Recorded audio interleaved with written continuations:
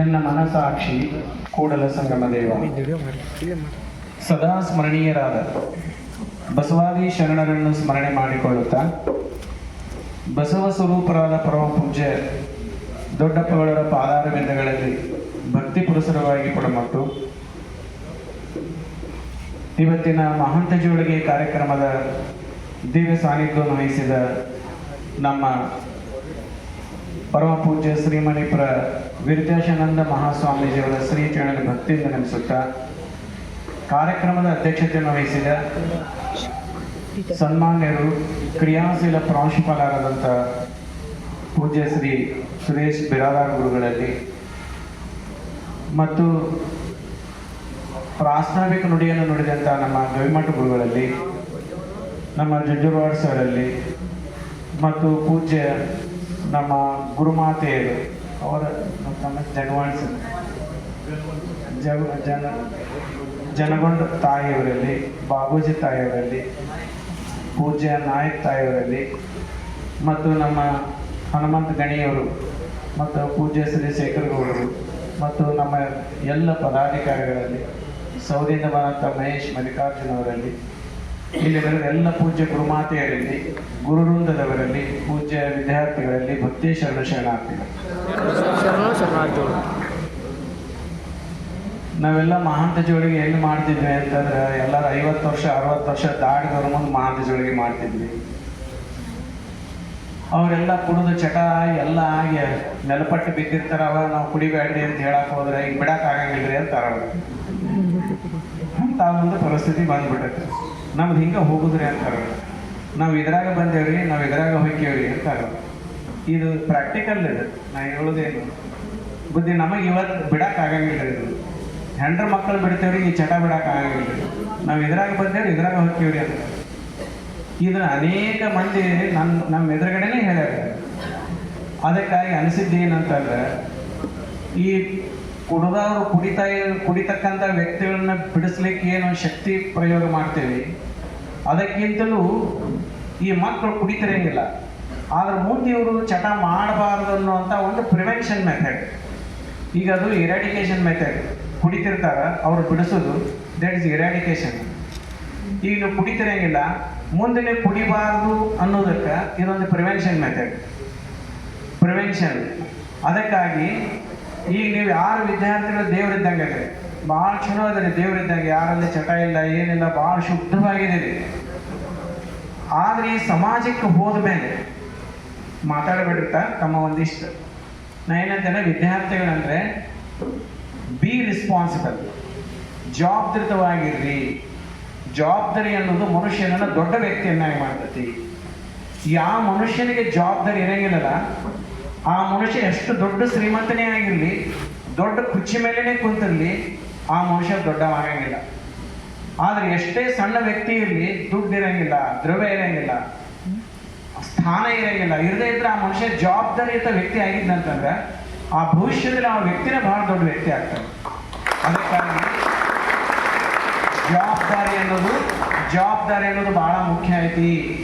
ಅದಕ್ಕಾಗಿ ವಿದ್ಯಾರ್ಥಿಗಳಲ್ಲಿ ಒಂದು ವಿನಂತಿ ಏನಂತಂದ್ರೆ, ನೀವೆಲ್ಲರೂ ಕೂಡ ರೆಸ್ಪಾನ್ಸಿಬಲ್ ಪರ್ಸನ್ಸ್ ಆಗ್ರಿ, ಅಂದ್ರೆ ಜವಾಬ್ದಾರಿ ವ್ಯಕ್ತಿ ಆಗ್ರಿ ಅಂತದ್ದು ಒಂದು ನನ್ನ ಒಂದು ವಿನಂತಿ ಐತಿ. ಅದಕ್ಕಾಗಿ ಇವತ್ತಿನ ದಿವಸ ಮನುಷ್ಯನಿಗೆ ನೀವ್ಯಾರು ಕುಡಿಯಂಗಿಲ್ಲ, ಈಗ ನನಗೆ ಭರವಸೆ ಐತಿ. ನೀವ್ಯಾರು ಗುಟ್ಕಾ ತಿನ್ನಂಗಿಲ್ಲ, ನನಗೆ ಭರವಸೆ ಐತಿ. ಆದ್ರೆ ಒಂದು ಕಳಕಳಿ ಏನಂತಂದ್ರೆ, ನಾವು ಮುಂದೆ ಸಮಾಜಕ್ಕೆ ಹೋಗ್ತೇವೆ. ಸಮಾಜದಲ್ಲಿ ನಾವೇನು ಒಳಿತು ಆಗ್ಬೇಕಂತೇವಿ ಒಂದು ಅಂಶ ಇರಂಗಿಲ್ಲ. ಮನುಷ್ಯ ಕೆಡ್ಲಿಕ್ಕೆ ಏನೇನು ಬೇಕಲ್ಲ ಅವೆಲ್ಲ ಹೊರಗಡೆ ಸಿಗ್ತಾವ. ಮನುಷ್ಯ ಒಳ್ಳೆ ಆಗ್ಲಿಕ್ಕೆ ಏನು ಸಿಗಂಗಿಲ್ಲ. ಹಂಗ ಹೆಜ್ಜೆಗೆ ಗುಟ್ಕಾದ ಅಂಗಡಿ, ಹೆಜ್ಜೆಗೆ ಸರಾಯಿ ಅಂಗಡಿ, ಹೆಜ್ಜೆಗೆ ಅವು ಏನೇನೋ ಕೆಟ್ಟ ಸಂಘಗಳು, ಹಿಂಗೆ ಹೆಜ್ಜೆಗೆ ಮನುಷ್ಯ ಕೆಡ್ಲಿಕ್ಕೆ ಏನು ಬೇಕು ಎಲ್ಲ ವ್ಯವಸ್ಥೆ ಇವತ್ತು ಆಧುನಿಕ ಕಾಲದಲ್ಲಿ. ಆದ್ರೆ ಮನುಷ್ಯ ಒಳ್ಳೆವಾಗಿ ಏನು ಮಾಡಬೇಕು ಅನ್ನುವಂಥ ಮಾರ್ಗದರ್ಶನ ಕೊರತೆ ಇವತ್ತು ಬಹಳ ಕಾಣ್ತತಿ. ಅದಕ್ಕಾಗಿ ಇವತ್ತಿನ ದಿವಸ ನೀವು ವಿದ್ಯಾರ್ಥಿಗಳನ್ನವ್ರು ಏನಂದ್ರಿ, ಈ ದೇಶದ ದೊಡ್ಡ ಶಕ್ತಿ, ನೀವು ಈ ದೇಶದ ದೊಡ್ಡ ಶಕ್ತಿ, ನಿಮ್ಮ ಮನೆತನದ ದೊಡ್ಡ ಶಕ್ತಿ. ತಂದೆ ತಾಯಿಗಳು ಎದ್ರ ಮೇಲೆ ಅದಾರ ಅಂತಂದ್ರೆ ನಿಮ್ಮ ಮೇಲೆ ಅದಾರ. ಮಕ್ಕಳೇ ಭವಿಷ್ಯ, ಮಕ್ಕಳೇ ಬೆಳಕು. ಮಕ್ಕಳು ಬಿಟ್ಟರೆ ಅವ್ರಿಗೆ ಪ್ರಾಣ ಹೋಗ್ಬಿಡದೆ ತಂದೆ ತಾಯಿ. ಅಷ್ಟೊಂದು ನಿಮ್ಮ ಮೇಲೆ ಭರವಸೆಯನ್ನು ಇಟ್ಟುಕೊಂಡು ಪ್ರಾಣವನ್ನು ಇಟ್ಟುಕೊಂಡು ಅದರ ತಂದೆ ತಾಯಿ. ಅದಕ್ಕಾಗಿ ನಾವು ಕೂಡ ತಂದೆ ತಾಯಿಗಳಿಗೆ ಜವಾಬ್ದಾರಿತ ವ್ಯಕ್ತಿಯಾಗಿರಬೇಕು. ಅದಕ್ಕಾಗಿ ಮೊದಲನೇ ಮೆಟ್ಟಲು ಏನಪ್ಪ ಅಂತಂದ್ರೆ ಮನುಷ್ಯನನ್ನು ಹಾಳು ಮಾಡುವಂಥ ಮೊದಲನೇ ಅಂಶ ಏನಂತಂದ್ರೆ ದುಶ್ಚಟಗಳು. ನಮ್ಮ ಅಪ್ಪಗಳು ಹೇಳಿದ್ರಲ್ಲ, ದುಶ್ಚಟಗಳು ಯಾವಾಗ ಚಾಲು ಆಗ್ತಾವು? Happy new year. ದುಶ್ಚಟಗಳು ಯಾವಾಗ ಚಾಲು ಆಗ್ತಾವು? ಬರ್ತ್ಡೇ ಪಾರ್ಟಿಗಳು. ದುಶ್ಚಟಗಳು ಯಾವಾಗ ಚಾಲು ಆಗ್ತಾವು? ಪ್ರತಿ ಎಲೆಕ್ಷನ್ಗಳು. ಈ ಪ್ರತಿ ಎಲೆಕ್ಷನ್ದಲ್ಲಿ ಹೊಸ ಕುಡುಕರ್ತಾರೆ. ಇನ್ನೊಂದು ಕೆಟ್ಟ ಸಂಗತಿ ಏನಂತಂದ್ರೆ 12 ವರ್ಷದ ಹುಡುಗ ಕೂಡ ನನಗೆ ಎಲೆಕ್ಷನ್ಗಳು ಬ್ಯಾರಲ್ ಗಟ್ಲೆ ಇಟ್ಟಿರ್ತಾರೆ, ಓಪನ್ ಇಟ್ಟಿರ್ತಾರೆ, ಪುಗಸೆಟ್ಟೆ ಕೊಡ್ತಿರ್ತಾರೆ. ಅಂದ್ಮ್ಯಾಗ ಅಲ್ಲೇ 12 ವರ್ಷದ ಹುಡುಗ ಕೊಡ್ದಾನೆ. ಎಂತ ಅನ್ಯಾಯ! ಇದನ್ನ ನೋಡಿಬಿಟ್ರೆ ಮುಂದೆ ನಮ್ಮ ಪರಿಸ್ಥಿತಿ ಏನೈತಿ. ಅದಕ್ಕಾಗಿ ಕುಡಿದ್ರೆ ಏನಾಗತ್ತೆ ಅನ್ನೋದ್ರೆ ನಮ್ಮ ಗವಿಮಡಿಸಲು ಭಾಳ ಚಲೋ. ಸೆಂಟ್ರಲ್ ನರ್ವಸ್ ಸಿಸ್ಟಮ್ ಹಾಳಾಗತಿ. ಮನುಷ್ಯರಾಗಿ ಉಳಿಯಂಗಿಲ್ಲವ, ಮನುಷ್ಯ ಪಶುಕ್ಕಿಂತಲೂ ಆತಗಾಗಿ ಹೋಗ್ಬಿಡ್ತಾರೆ. ಅದಕ್ಕಾಗಿ ಇಡೀ ನಮ್ಮ ವ್ಯಕ್ತಿತ್ವವೇ ಹಾಳಾಗತ್ತೆ. ಎಷ್ಟು ಜನ ಬೇಕಾದಷ್ಟು ನನ್ನ ಕಣ್ಣೆದುರುಗಡೆ ಎಷ್ಟೋ ಸರ್ಕಾರಿ ನೌಕರಿದಾರ ತಿಂಗಳಿಗೆ 80,000 ರೂಪಾಯಿ ಸಂಬಳ ಐತಿ, ತಿಂಗಳಿಗೆ 1,20,000 ರೂಪಾಯಿ ಸಂಬಳ ಐತಿ. ಕುಡಿಲಿಕ್ಕೆ ಅಡಿಕ್ಟ್ ಆಗ್ಬಿಟ್ಟಾನೆ. ಕುಡಿಲಿಕ್ಕೆ ಅಡಿಕ್ಟ್ ಆದ್ರೆ ಏನಾತಂತಂದ್ರೆ ಅಲ್ಲಿ ಡ್ಯೂಟಿಗೆ ಹೋಗಂಗಿಲ್ಲ, ಬಂದ ಪಗಾರೆಲ್ಲ ಕುಡಿಯಕ್ಕೆ ಹೋಗ್ತಾನೆ, ಮನೆಗೆ ರೊಕ್ಕ ಕೊಡಂಗಿಲ್ಲ, ಡ್ಯೂಟಿಗೆ ಹೋಗಂಗಿಲ್ಲ, ಅಲ್ಲಿ ಅಬ್ಸೆಂಟ್ ಹಾಕೊಂತ ಹೋಗ್ತಾನೆ. ಮುಂದೆ 1-2 ವರ್ಷ ಆದ್ಮೇಲೆ ಏನು ಮಾಡ್ತಾರಂತ ನೋಟಿಸ್ ಕಳಿಸ್ತಾರೆ, ಬಂದು ಹಾಜರಾಗಂತ. ಹಾಜರಾಗಂಗಿಲ್ಲ. ಮುಂದೆ 3 ವರ್ಷ ಡಿಸ್ಮಿಸ್ ಮಾಡ್ತಾರೆ. ಇತ್ಲ ನೌಕರಿನೂ ಹೋತು, ರೊಕ್ಕನೇ ಇಲ್ಲ. ಮುಂದೆ ಎಲ್ಲರ ಕಡೆಯಿಂದ 5 ರೂಪಾಯಿ 10 ರೂಪಾಯಿ ಕೆಳಗೆ ಚಾಲು ಮಾಡ್ತಾನೆ. ಬರೀ ಭಿಕ್ಷೆ ಕೊಡು, 5 ರೂಪಾಯಿ ಕೊಡು, 10 ರೂಪಾಯಿ ಕೊಡು. ಮನುಷ್ಯ 80,000 ರೂಪಾಯಿ ದುಡ್ಡು ತಗೊಂಡು ಕಾರ್ಗಳಿಗೆ ಅಡ್ಡಾಡುವಂಥ ವ್ಯಕ್ತಿತ್ವದಂಥ ಸ್ಥಾನ 5 ರೂಪಾಯಿ ಭಿಕ್ಷೆ ಬೇಡುವಂಥ ಪ್ರಸಂಗ ಬಂತು. ಇದು ಯಾವುದು ತಂತಿದ್ದು? ಕುಡುಕತನ. ಏನು ದುಶ್ಚಟಕ್ಕದ ದಾಸನ ಹಾಕಿವಲ್ಲ, ಆ ಮನುಷ್ಯ ಎಲ್ಲಿಗೆ ಬಂದ ಅಂದರೆ ಭಿಕ್ಷಾಟನೆಗೆ ಬಂದ. ನನ್ನ ಕಡೆನ 5 ರೂಪಾಯಿ ಇಸ್ಕೊಂತಾನ ಬಂದವ. 80,000 ರೂಪಾಯಿ ಡಿಸ್ಮಿಸ್ ಆಗ್ಯಾನ. 5 ರೂಪಾಯಿ ಹಾಜರ, 5 ರೂಪಾಯಿ ಕೊಡ್ರಿ, ನಾ ಅಲ್ಲಿಗೆ ಹೋಗ್ಬೇಕು, ಇಲ್ಲಿ ಹೋಗ್ಬೇಕು, ಎಲ್ಲಿಲ್ಲ ಕುಡಿಯಕ್ಕೆ ಹೋಗುದು. ಅದಕ್ಕಾಗಿ ಎಂಥ ಸ್ಥಾನದಲ್ಲಿರುವಂಥ ವ್ಯಕ್ತಿಗಳು ಕುಡುಕತನದಿಂದ ಎಲ್ಲಿಗೆ ಬರ್ತಾರಂತಂದ್ರೆ ಭಿಕ್ಷಾಟನೆಗೆ ನಿಲ್ತಾರೆ. ಇದು ಎಂಥ ಅಪಾಯವಾದಂಥ ಸ್ಥಿತಿ ಇದು. ಅದಕ್ಕಾಗಿ ಇಡೀ ಮನುಷ್ಯನ ವ್ಯಕ್ತಿತ್ವನ ಹಾಳು ಮಾಡ್ತಕ್ಕಂಥದ್ದು ಒಂದು ದುಶ್ಚಟಗಳು. ದುಶ್ಚಟ ಅಂತಂದ್ರೆ ಕುಡುಕತನ, ಬೀಡಿ, ಸಿಗರೇಟು, ನಮ್ಮೆಲ್ಲ ಅದಾವಲ್ಲಿ ಇವೆಲ್ಲ ಗುಟಕ ಪಟಕ. ಯಾವ್ದು ತಿಂದ್ರೆ ನಮ್ಮ ದೇಹ ಹಾಳಾಕತಿ, ಯಾವ್ದು ತಿಂದ್ರೆ ನಮ್ಮ ಮನಸ್ಸು ಹಾಳಾಕತಿ, ಅವೆಲ್ಲವೂ ದುಶ್ಚಟಗಳದಾವೆ. ದೇಹನೂ ಚಲೋ ಇರಬೇಕು, ನಮ್ಮ ಮನಸ್ಸು ಚಲೋ ಇರಬೇಕು, ಅಂದ್ರೆ ಅವನ ಜೀವನ ಭಾಳ ಚಲೋ ಇರಬೇಕು. ನಮ್ಮ ಜೀವನ ಚಲೋ ಇರಬೇಕಾಗಿತ್ತು ಅಂತಂದ್ರೆ, ನಮ್ಮ ಜೀವನ ಚಲೋ ಆಗಿರ್ಬೇಕಂತಂದ್ರೆ ನಮ್ಮ ದೇಹ ಚಲೋ ಇರಬೇಕು, ನಮ್ಮ ಮನಸ್ಸು ಕೂಡ ಚಲೋ ಇರಬೇಕು. ಈ ಮನಸ್ಸು ದೇಹ ಯಾರು ಚಲೋ ಇಟ್ಕೊಂಡಿರ್ತಾರಲ್ಲ ಅವ್ರ ಜೀವನ ಅತ್ಯಂತ ಬಂಗಾರದ ಜೀವನ ಆಗತ್ತೆ, ಅದ್ಭುತವಾದಂಥ ಜೀವನ ಆಗತ್ತೆ. ಅದಕ್ಕಾಗಿ ಇವೆರಡೂ ಚಲೋ ಇರಬೇಕಂತಂದ್ರೆ ಮನಸ್ಸು ಚಲೋ ಇರಬೇಕು, ದೇಹನೂ ಚಲೋ ಇರಬೇಕಂದ್ರೆ ದುಶ್ಚಟದಿಂದ ದೂರ ಆಗಬೇಕು, ದುಶ್ಚಟವನ್ನು ಮಾಡಬಾರ್ದು. ಅದಕ್ಕಾಗಿ ಇವತ್ತಿನ ದಿವಸ ಬೇಕಾದಷ್ಟು ಹಿರಿಯರು ಹೇಳ್ತಾರೆ, ಆದರೂ ಇಷ್ಟು ಜನ ಅದಕ್ಕೆ ಅಟ್ರಾಕ್ಷನ್ ಆಗ್ತಾರಲ್ಲ, ಆದರೂ ಇದಕ್ಕೆ ಇಷ್ಟು ಅಟ್ರಾಕ್ಷನ್ ಆಗ್ತಾರೆ, ಏನು ರೀತಿ ಅದ್ರಾಗ. ಅದಕ್ಕಾಗಿ ಇವತ್ತವರು ಸಂಘ ದೋಷ ಏನಂತಾರೆ, ಕುಡಿಯೋರು ಇರ್ತಾರಲ್ಲ, ಆ ಕುಡಿಯೋರು ಏನಂತಾರೆ ಒಬ್ಬರು ಕುಡಿಯಂಗಿಲ್ಲ ಅವರು. ಇದನ್ನ ನೆನಪಿಟ್ಕೊಡಿ. ಒಬ್ಬ ಕುಡಿಯಕ್ಕೆ ಕಲಿತ ಅಂದ್ರೆ ತನ್ನ ಜೀವನದೊಳಗೆ 10 ಮಂದಿ ಕುಡಿಯಕ್ಕೆ ಕಲಿಸ್ತಾನ. ಇದು ಅವನ ಒಂದು ವಿಪರ್ಯಾಸ. ನೀ ಬಾ, ನೀ ಕುಡಿ ಬಾ, ನನ್ನ ರೊಕ್ಕದಲ್ಲೇ ಕುಡಿಸ್ತೇನೆ ಅಂತಾನ. ಮೊದಲ ಪುಗಶೆಟ್ಟೆ ನನ್ನ ರೊಕ್ಕದಲ್ಲೇ ನೀ ರೊಕ್ಕ ಹಾಕ್ಬಿಡ, ನಾ ಹಾಕ್ತೇನೆ ಬಾ ಅಂತಾನ. ಪುಗಶೆಟ್ಟೆ ಎಲ್ಲ ಅಂತ ತಿಳ್ಕೊಂಡು ಹೋಗ್ತಾರೆ ಚಟ ಮಾಡಾಕ. ಪುಗಶೆಟ್ಟೆ ಬೀಡಿ ಕೊಡ್ತಾನ, ಪುಗಶೆಟ್ಟೆ ಸಿಗರೇಟ್ ಕೊಡ್ತಾನ, ಪುಗಶೆಟ್ಟೆ ಗುಟ್ಕ ಕೊಡ್ತಾನ, ಪುಗಶೆಟ್ಟೆ ಸೆರೆ ಕೊಡ್ತಾನ. ಒಂದು 6 ತಿಂಗಳ ಪುಗಶೆಟ್ಟೆನ ಆಗಿಬಿಡ್ತೈತೆಲ್ಲ. ಯಾವನು ಎಡಿಕ್ಟ್ ಆಗ್ತಾನ ಆದ್ಮೇಲೆ ಇವ್ನ ರೊಕ್ಕದಾಗ ಅವ ಚಾಲು ಮಾಡ್ತಾನೆ. ಎಲ್ಲಿ ಮಟ್ಟ ಅಂದ್ರೆ ಪೂರ್ತಿ ಹಸನಾಗೋ ಮಟ್ಟನೂ ಚಾಲು ಮಾಡ್ತಾನೆ. ಇದು ನಿಮಗೆಲ್ಲ ಗೊತ್ತಿರಬೇಕು. ಪಕ್ಕದ ಮನೆಯವ್ರು ನಿಮಗೆ ಅನುಭವ ಇರಂಗಿಲ್ಲ, ಪಕ್ಕದ ಮನೆ ಸಂಗತಿಗಳನ್ನೇ ಕೇಳ್ಕೊಂತ ಇರ್ಬೋದು. ಅದಕ್ಕಾಗಿ ಒಬ್ಬ ಮನುಷ್ಯ ನನ್ನ ಕಣ್ಣೆದುರಿಗೆ ನಡೆದದ್ದು, ವಿದ್ಯಾರ್ಥಿಗಳು ನನ್ನ ಕಣ್ಣೆದುರಿಗೆ ನಡೆದಂಥ ಒಂದು ಸಂಘಟನೆ ಹೇಳ್ತೀನಿ, ನಾನು ಸಂಗತಿಯನ್ನು ಹೇಳ್ತೀನಿ ನಿಮಗೆ. ಒಬ್ಬ ಮಡಿವಾಳ ಸಮಾಜದ ಹುಡುಗ, ಭಾಳ ಚಲೋ ಹುಡುಗ, ಅದ್ಭುತವಾದಂಥ ವ್ಯಕ್ತಿ, ಭಾಳ ನಿಷ್ಠಾವಂತ, ಪ್ರಾಮಾಣಿಕವಾದಂಥ ವ್ಯಕ್ತಿ. ಕುಡಿಯಕ್ಕೆ ಕಲಿಸಿದ್ರ, ಕುಡಿಯಕ್ಕೆ ಕಲಿಸಿ ಏನು ಮಾಡಿದ್ರಂದ್ರೆ ಹೊಟ್ಟೆ ಉಬ್ಬಿ ಬಿಡ್ತಾವ. ಹೊಟ್ಟೆ ಉಬ್ಬಿದಂದ್ರೆ ಲಿವರ್ ಫೇಲ್ ಆಗ ದವಾಖಾನೆ ತೋರಿಸಿದ್ರು, ಏನು ಕೆಲಸ ಆಗಲಿಲ್ಲ. ಅಲ್ಲೇ ಮನೆಯಾಗ ಬಂದು ಮಲಗಿಸ್ಬಿಟ್ರು. ಅವನು ಹೊಟ್ಟೆ ಇಷ್ಟುಪ್ರ ಉಬ್ಬೈತಿ. ನಾನು ಮಾತು ಜೋಳಿಗೆ ಅಂತ ಮನೆಗೆ ಹೋಗುವಂತ ಮನೆಗೆ ಅವ್ರ ಮನೆಗೆ ಹೋದ್ಮ್ಯಾಗ ಅವ್ರ ತಾಯಿ ಇದ್ದು, ಅವ್ರ ತಾಯಿ ಏನಪ್ಪ ನನ್ನ ಮಗ ಕುಡಿದು ಕುಡಿದು ನೋಡಿ ಹೊಟ್ಟೆ ಉಬ್ಬೈತಪ್ಪ, ಇನ್ನೇನು ಬದುಕಂಗಿಲ್ಲ ಅಂತ ಡಾಕ್ಟ್ರ್ ಹೇಳ್ಯಾರ. ಏನು ಮಾಡಲಿ? ಮನ್ಯಾಗ ಇವ್ನು ಹೇಳ್ತಿ ಇವ್ನು ಕುಡಿ ಚಟಕ್ಕೆ ಸಾಕಾಗಿ ಮಕ್ಕಳನ್ನ ಕರ್ಕೊಂಡು ಹೋಗ್ಬಿಟ್ಟಾರ. ಈಗ ಜೋಪಾನ ಮಾಡೋ ನಾನು ಜೋಪಾನ ಮಾಡ್ಬೇಕಾಗೈತಿ. ನನಗಂತೂ ಬಿಡದ ಕರ್ಮ. ಹಡದ ಮಗ, ನಾನು ಹಡದ ತಾಯಿದ್ದೀನಿ, ನಾನು ಹೊಟ್ಟೆಲಿ ಹುಟ್ಟ್ಯಾನ, ಏನು ತಂದು ಬಿಟ್ಟು ಹೋಗ್ಬಿಟ್ಲ. ಅದಕ್ಕೆ ನಂದಪ್ಪ ಕರ್ಮ ಇದು ಜೋಪಾನ ಮಾಡೋದೈತಿ ಅಂತಂದು ಅಂದ ಮ್ಯಾಗ ಒಂದು ಸಂಗತಿ ಹೇಳಿದ ಅಕ್ಕ. ಏನಂತಂದ್ರೆ ಇಷ್ಟಾದರೂ ಹೊಟ್ಟೆ ಉಬ್ಬೈತಿ, ಊಟ ಹೋಗೋಲ್ದ. ಇಷ್ಟಾದರೂ ಕೂಡ ಸಾಯಂಕಾಲ ಅವ್ನಿಗೆ ಗೆಳೆಯಾರು ಬರ್ತಾನೆ. ಸಾಯಂಕಾಲ 4 ಮಂದಿ ಗೆಳೆಯರು ಬಂದು ಅವನು ಮಲ್ಕೊಂಡನಲ್ಲ ಅಂದ್ರೆ ನಿನ್ನೆ ದಿವಸ ಸಂಗತಿ ಹೇಳಿದ್ಲೆ. ನಿನ್ನೆ ದಿವಸ ಇವನು ಕುಡಿಯೋರೆಲ್ಲರೂ ನಿನ್ನ 4 ಮಂದಿ ಬಂದಿದ್ರಪ್ಪ ನಿನ್ನೆ ಸಾಯಂಕಾಲಕ್ಕೆ. ಅವರೆಲ್ಲರೂ ಕುಡಿ ಬಾಟ್ಲಿ ತೊಗೊಂಬಂದಿದ್ರು, ಸೆರೆದ ಬಾಟ್ಲಿ ತೊಗೊಂಬಂದಿದ್ರು. ಅವಾಗ ತಾವು ಕುಡಿದ್ರು. ನನ್ನ ಮಗ ಇಂಥದ್ರಾಗ ನಿನ್ನಿಂದ ನಾಳೆ ಸಾಯ ಒಂದು ಹೊಟ್ಟೆ ಉಬ್ಬಿಟ್ಟೈತಿ, ಇಷ್ಟು ಪರ ಉಬ್ಬಿಬೈತಿ. ಇಂಥದ್ರ ಅವನು ಬಾಯಾಗ ಸೆರೆ ಹಾಕತ್ತಾರಪ್ಪ. ನಾನು ಅವ್ರ ಕಾಲಿಗೆ ಬಿದ್ದು ಕೇಳ್ಕೊಂಡೆ, ನನ್ನ ಮಗ ಸಾಯ್ತಂದ್ರು ಸೆರೆ ಕುಡಿಸ್ಬೇಡ್ರು ಅಂತ ವಿಷಾದಂತ ಕಾಲಿಗೆ ಬಿದ್ದು ಕೇಳ್ಕೊಂಡೆ. ಅವ್ರು ಕೇಳಿಲ್ಲ. ಇವ ನನ್ನ ಗೆಳೆಯ ಅದಾನ, ಇವನು ಬಿಟ್ಟು ನಮಗೆ ಕುಡಿಯಕ್ಕೆ ಆಗಿಲ್ಲ ಅಂತಾರೆ. ಇವನಿಗೆ ಗೆಳೆಯ ಕುಡಿತೇನೆ ಅಂತಾರೆ. ಏನು ಅನ್ಯಾಯ! ಆ ತಾಯಿ ಬಿದ್ದು ಅಳಕತ್ತಾಳ. ಇಂಥದ್ರ ನನ್ನ ಮಗನಿಗೆ ಕುಡಿಸಿ ಹೋಗ್ತಾರಪ್ಪ, ಏನು ಮಾಡ್ಲ? ಎಂತ ಅನ್ಯಾಯ ಇದು! ಅಂದ್ರೆ ಮರುದಿವ್ಸ ಮುಂಜಾನೆ ನಾನು ಮತ್ತೆ ಆ ಓಣೆಗೆ ಹೋದೆ. ನಾನು ಓಣೆಗೆ ಹೋಗುವತ್ನಾಗ ಅದೊಂದು ಬಿಂದಿಗೆ ಇಡ್ತಿದ್ರು. ಬಿಂದಿಗೆ ಅಂದ್ರೆ ಏನದು? ಅದೊಂದು ಕುಂಬಾರ ಮನ್ಯಾಗ ಒಂದು ಬಿಂದಿಗೆ ಇರ್ತೈತಿ, ಅದ್ರಾಗ ಬೆಂಕಿ ಹಾಕಿ ಇಟ್ಟಿದ್ರು. ನಾನು ಅದ ಮನೆಗೆ ಹೋಗೋತ್ನ್ಯಾಗ ಯಾಕವ ಏನಾತಂದೆ, ನೀನು ಸಾಯಂಕಾಲ ಸಾಕ್ತೇನಪ್ಪ. ಬರೀ 40 ವರ್ಷ. ಪರಿಸ್ಥಿತಿ ಹೆಂಗೈತಿ?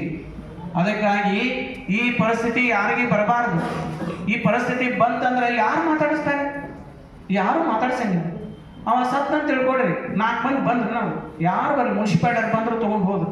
ಯಾಕಂದ್ರೆ ಏನು ಬಾಳೆ ಮಾಡ್ಯಾನವ, ಏನು ಸಾಧನೆ ಮಾಡ್ಯಾನಂತ ಅವ್ನ ಮನೆಗೆ ಹೋಗ್ಬೇಕು, ಏನು ಚಲೋ ಮಾಡ್ಯಾನಂತ ಅವ್ನ ಮನೆಗೆ ಹೋಗ್ಬೇಕು, ಏನು ಸಾಧನೆ ಮಾಡ್ಯಾನಂತ ಅವ್ನ ಮನೆಗೆ ಹೋಗ್ಬೇಕು. ಕುಡಿದು ಹಾಳಾಗ್ಯಾನ, ತಂದೆ ತಾಯಿ ಹಾಳು ಮಾಡಿದ, ಸಂಸಾರ ಹಾಳು ಮಾಡಿದ, ಹೆಂಡತಿ ಮಕ್ಕಳು ಹಾಳು ಮಾಡಿದ.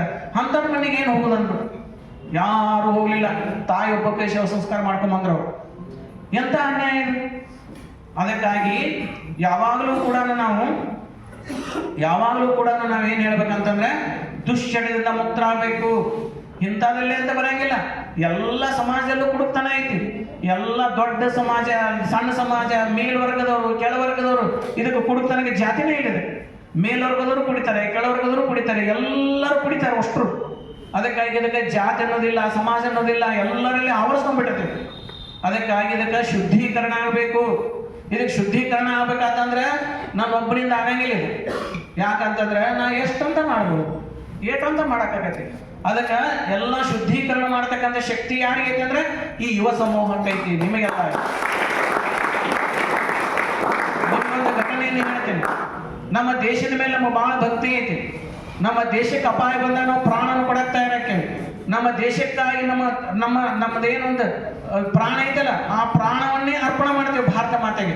ಅಂತ ಅದ್ಭುತವಾದಂಥ ಅಭಿಮಾನ, ದೇಶದ ಬಗ್ಗೆ ಭಯಂಕರ ಅಪಾರವಾದಂಥ ಭಕ್ತಿ ಐತಿ ದೇಶದ ಬಗ್ಗೆ.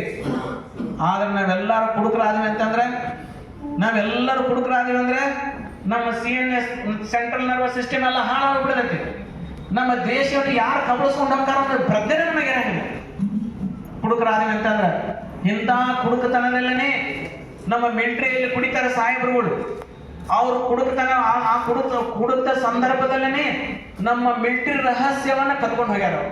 ಅವ್ರನ್ನ ಕುಡಿಸ್ಯಾರ, ಮಿಲಿಟರಿ ರಹಸ್ಯವನ್ನ ಕದ್ಕೊಂಡು ಹೋಗ್ಯಾರ. ಎಂತ ಅಪಾಯ ಇದು! ನಮ್ಮ ಮಿಲಿಟರಿ ರಹಸ್ಯ ನಮ್ಮ ಪ್ರಾಣ, ಅದು ಆ ಪ್ರಾಣವನ್ನೇ ಅವ್ರನ್ನ ಕುಡಿಸಿ ಕದ್ಕೊಂಡು ಹೋಗ್ತಾರ. ಅಂದ್ರೆ ಎಂತ ಅಪಾಯ! ಕುಡುಕ್ತನ ಅನ್ನೋದು ಎಷ್ಟು ಅಪಾಯ ಐತಿ. ಈ ದೇಶ ಅಂದ್ರೆ ನಮ್ಮ ಪ್ರಾಣ, ಮಿಲಿಟರಿ ರಹಸ್ಯ ಅಂದ್ರೆ ನಮ್ಮ ದೇಶದ ಪ್ರಾಣ. ಅಂಥದನ್ನೇ ಆ ಕುಡುಕದ ಅಮಲಿನಲ್ಲಿ ಅದನ್ನು ಕತ್ಕೊಂಡು ಹೋಗ್ತಾರಂತಂದ್ರೆ ಇದು ಎಂತ ಅಪಾಯ ಐತಿ!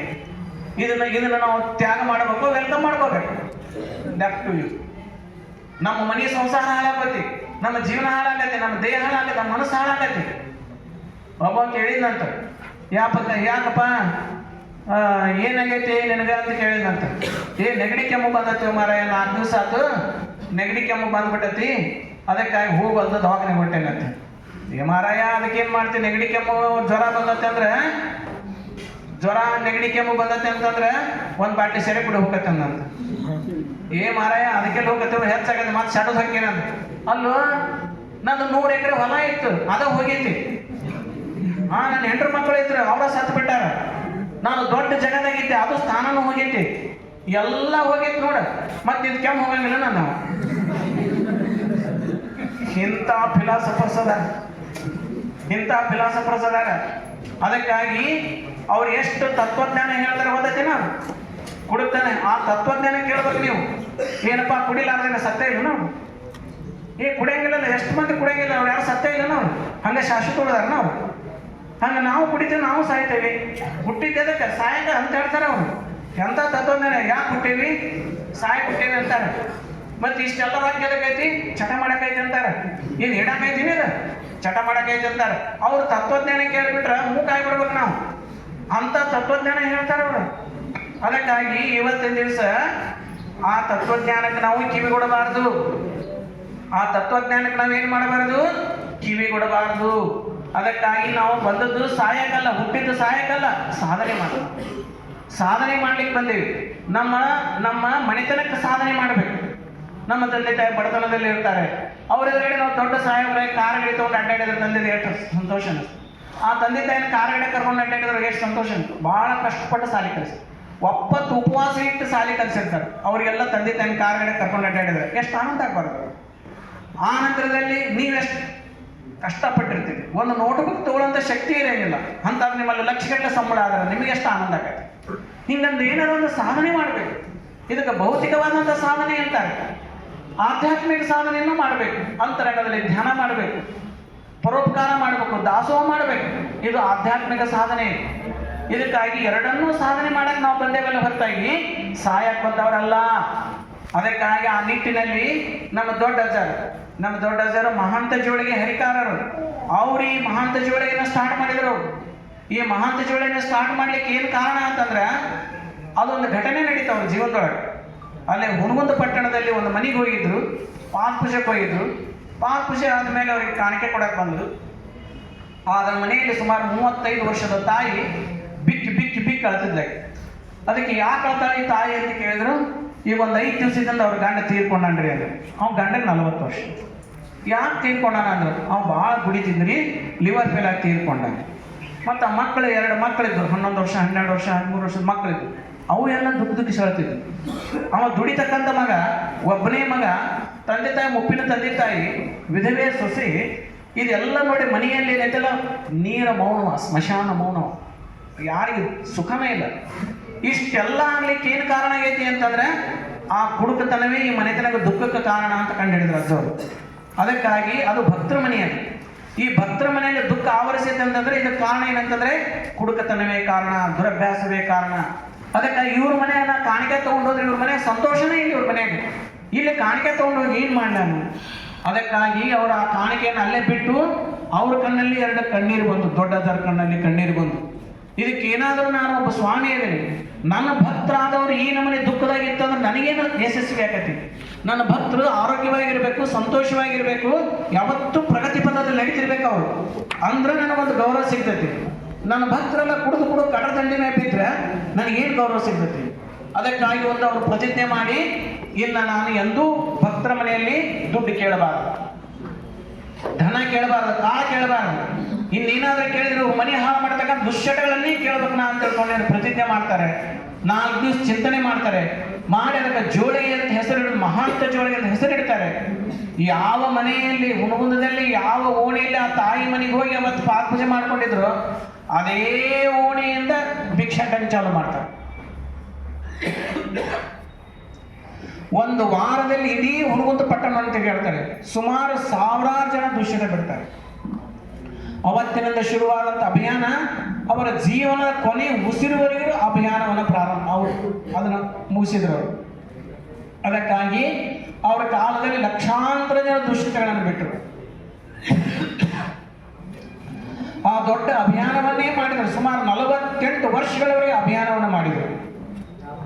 ಅದಕ್ಕಾಗಿ ಇವತ್ತು ಅವರ ಒಂದು ಸವಿನೆನಪಿಗಾಗಿ ಅವರ ಹುಟ್ಟುಹಬ್ಬ ಆಗಸ್ಟ್ 1ನೇ ತಾರೀಕು.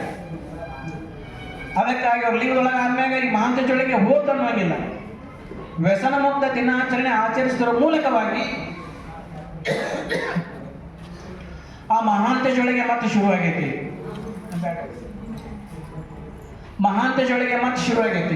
ಅದಕ್ಕೆ ಪ್ರತಿ ವರ್ಷ ಕರ್ನಾಟಕ ಸರ್ಕಾರದವರು ಆಗಸ್ಟ್ 1ನೇ ತಾರೀಕನ್ನ ವ್ಯಸನ ಮುಕ್ತ ದಿನಾಚರಣೆಯನ್ನಾಗಿ ಮಾಡ್ತಾರೆ. ಎಲ್ಲ ಶಾಲಾ ಕಾಲೇಜುಗಳಲ್ಲಿ ಅದನ್ನು ಮಾಡಬೇಕು ಅಂತ ಆರ್ಡರ್ ಮಾಡಿದ್ದಾರೆ. ಅದಕ್ಕಾಗಿ ತಾವು ಕೂಡ ಪ್ರತಿ ವರ್ಷ ವ್ಯಸನ ಮುಕ್ತ ದಿನಾಚರಣೆ ಆಚರಣೆ ಮಾಡ್ರಿ. ಅವತ್ತಿನ ದಿವಸ ಮಕ್ಕಳು ಯಾರು ದುಶ್ಚಟ ಬಿಟ್ರೆ ಅದನ್ನ ಬಿಡಾಕ್ ಹೇಳ್ರಿ. ಅದ್ರ ಜೊತೆಗೆ ನೀವು ಬಿಡುದಲ್ಲ, ನೀವು ಮಾಡಂಗಿಲ್ಲ, ನೀವು ಬಿಡುದು ಎಲ್ಲಿತ್ರ ಬರುತ್ತೆ.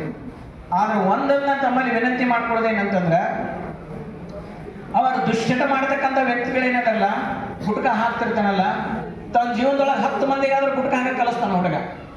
ಅದಕ್ಕಾಗಿ ಈಗ ಕೆಟ್ಟ ಮಾಡೋರ್ದೊಂದು ಕೆಲಸ ನಡೀತೈತಿ, ಈಗ ಚಲೋ ಮಾಡೋರ್ದೊಂದು ಕೆಲಸ ನಡಿಬೇಕು. ಏನಂತಂದ್ರೆ, ಒಬ್ಬ ವಿದ್ಯಾರ್ಥಿ ನೀನೇನು ಚಟ ಇಲ್ಲ ನಿನಗೆ, ಆದ್ರೊಂದು ಪ್ರತಿಜ್ಞೆ ಮಾಡಬೇಕು, ನನ್ನ ಲೈಫ್ನೊಳಗೆ, ಇಡೀ ನನ್ನ ಜೀವನದೊಳಗೆ ಕನಿಷ್ಠ 10 ಮಂದಿನಾದರೂ ದುಶ್ಚಟ ಬಿಡಿಸ್ಬೇಕು. ಇದೊಂದು ನಮ್ಮ ಅಂತರಂಗದ ಪ್ರತಿಜ್ಞೆ ಆಗಿರ್ಬೇಕು. ಇದೊಂದು ಶುದ್ಧೀಕರಣ. ಇದೊಂದು ಏನಂತಂದ್ರೆ, ಇದೊಂದು ಶುದ್ಧೀಕರಣ. ಇದೊಂದೇನು ಶುದ್ಧೀಕರಣ. ಇದನ್ನು ಹಿಂಗೆ ನಾವು ಮಾಡ್ಕೋಂತ ಹೋದ್ವಿ ಅಂತಂದ್ರೆ, ಹಿಂಗೆ ಮಾಡ್ಕೋಂತ ಹೋದ್ವಿ, ಇದೊಂದು ಪ್ರತಿಜ್ಞೆ ಇಲ್ಲ ನಮ್ದು. ಇದೊಂದು ಸಮಾಜ ಸೇವೆ. ಮಾತಾಡ್ಬೇಡ್ರಿ ನಮ್ಮ, ಇದೊಂದು ಸಮಾಜ ಸೇವೆ. ಇದೊಂದು ಏನಂತಂದ್ರೆ ಸಮಾಜ ಸೇವೆ. ಅದಕ್ಕಾಗಿ ಸಮಾಜ ಸೇವೆಗೆ ಯಾರು ಮಾಡ್ತಾರಲ್ಲ ಅವರು ದೊಡ್ಡ ವ್ಯಕ್ತಿಗಳಾಗ್ತಾರೆ. ಅದಕ್ಕಾಗಿ ದಯವಿಟ್ಟು ತಮ್ಮಲ್ಲಿ ವಿನಂತಿ ಮಾಡ್ಕೊಳ್ಳೋದಿಲ್ಲ ಅಂತಂದ್ರೆ, ಈ ಜೀವನದಲ್ಲಿ ನಾವೇನಾದ್ರೂ ಉಪಕಾರ ಮಾಡ್ಬೇಕಾಗಿತ್ತಂದ್ರೆ ರೊಕ್ಕ ಕೊಟ್ಟು ಉಪಕಾರ ಮಾಡಕ್ಕೆ ನಮಗೆ ಆಗಂಗಿಲ್ಲ.